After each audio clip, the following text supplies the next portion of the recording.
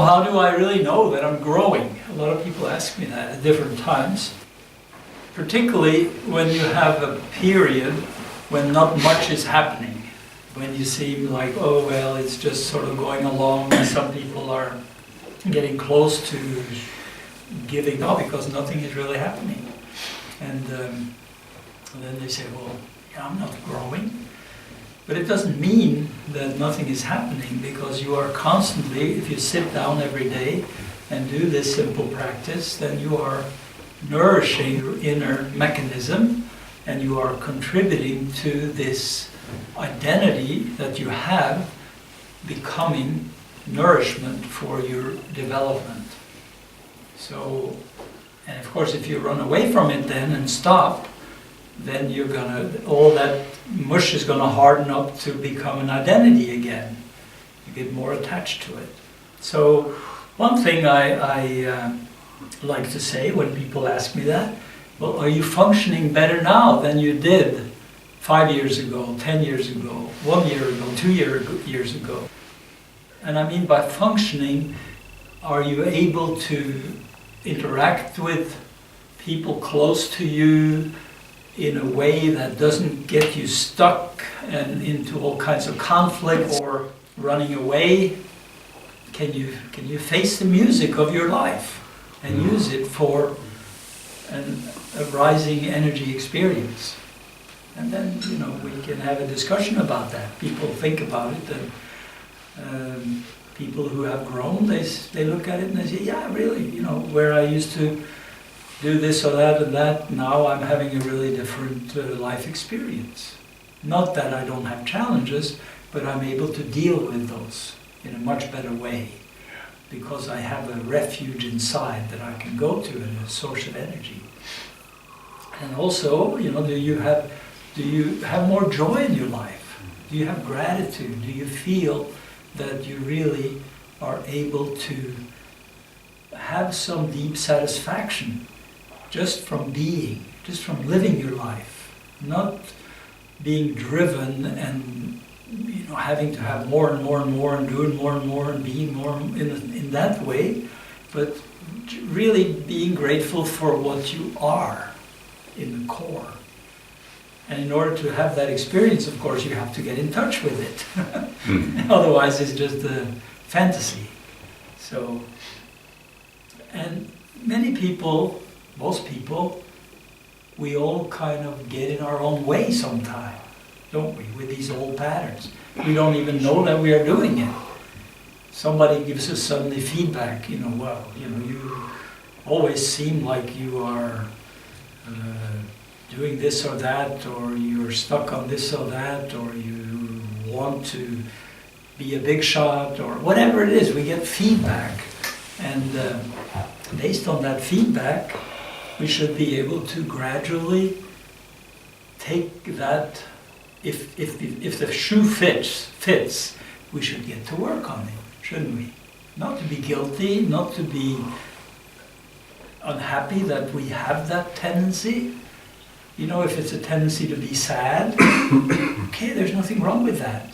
Tendency to be sad is wonderful. Sad, it just means that you have the ability to feel deeply and acknowledge it. And so it's not the feeling, but it's what our mind does with the feeling. That's the problem. You know, when you say, oh, well, I'm sad, I must not be any good. I have problems in my, I'm just picking one example. It could be anything, you know, anger or anything. So then to turn it around in our awareness and to say, okay, I just want to dissolve that sadness. I want to really eat it and make it into energy, because, I mean, I still have sadness in me from my dad died when I was 16, you know, and of course I'm over that a long time ago, but it created some sadness in me that I actually enjoy. I enjoy my own sadness. It's just a memory of my love for him, you know? And the same with any kind of emotion that you have. If it's anger, you know, then you can take it as your own power. Your anger is your power. But if it rules you, then you are losing energy from putting your attention on it, and particularly if you start to express it outwardly, then you really lose energy. And it's also not good to repress and deny it, of course, because then you're just pushing it down. The same with sadness. If you push it down, oh, I'm not sad, it doesn't fit my idea of who I ought to be sad. I mean, the heck with that, who cares? You are who you are, and you acknowledge that, and you turn it into an energy flow inside yourself. So it's challenging, but it's really very, very satisfying to do that. And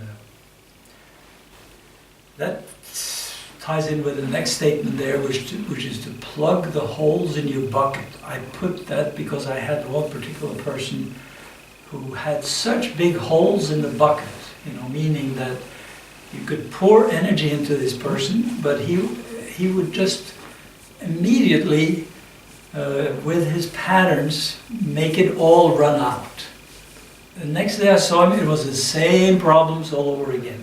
I would pour energy into it, and it would fill him up there and then, but those holes, he had these patterns, I won't go into the details, but all of that was something that he had to consciously stop doing for this to have any impact.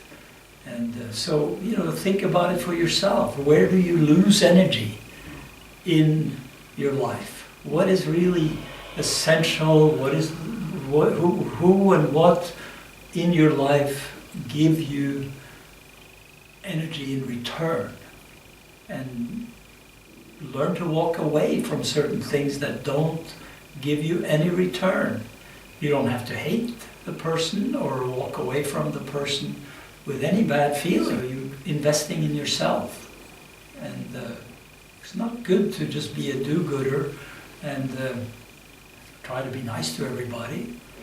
I mean, I had also that tendency, and I've learned to say, the heck with it, I need my energy for my reality to unfold. And if it means walking away from certain things, I will have to do it.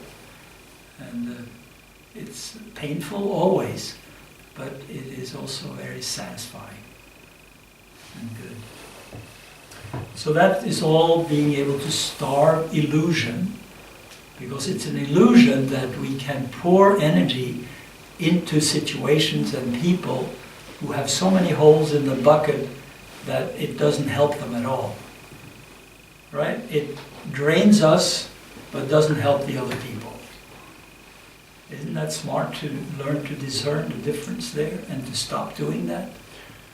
Because what needs nourishment, I mean, the reality doesn't need nourishment, but we, as people, need nourishment, and we only really get that nourishment by feeding our deeper reality.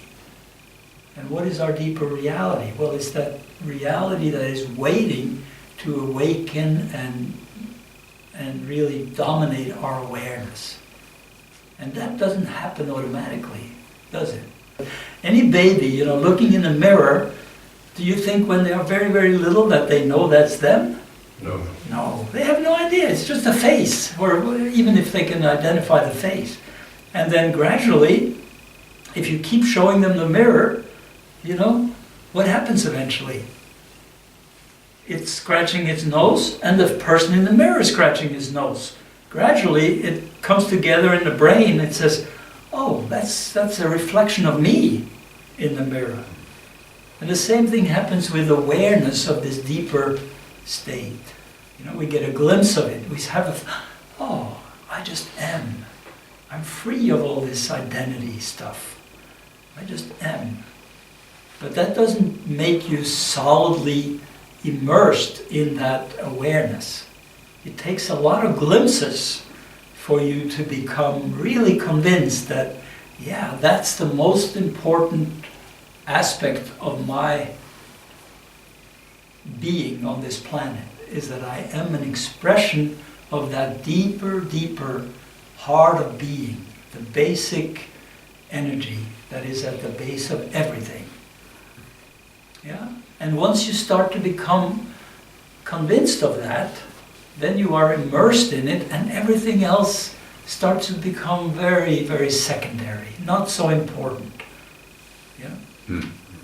And this is a really, you are free from what causes trouble in life. It doesn't mean that you still won't have challenges, but they won't get you hooked anymore. So that's what that's about, starving illusion and feeding that reality, which is at the base. And then, in a very practical sense, being able to, from that deeper awareness, serve life. Be really able to give of yourself to family, the group of people that you practice with, and the teaching lineage, all of that. It's important to give something back. And this is very different from being a do-gooder.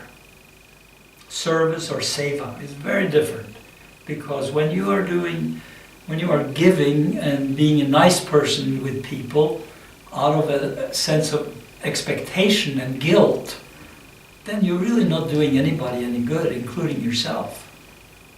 But when you do it from a state of open awareness and consciously do it as a real service to your deeper self and to the deeper self in the other people, and it's a different vibration altogether, isn't it?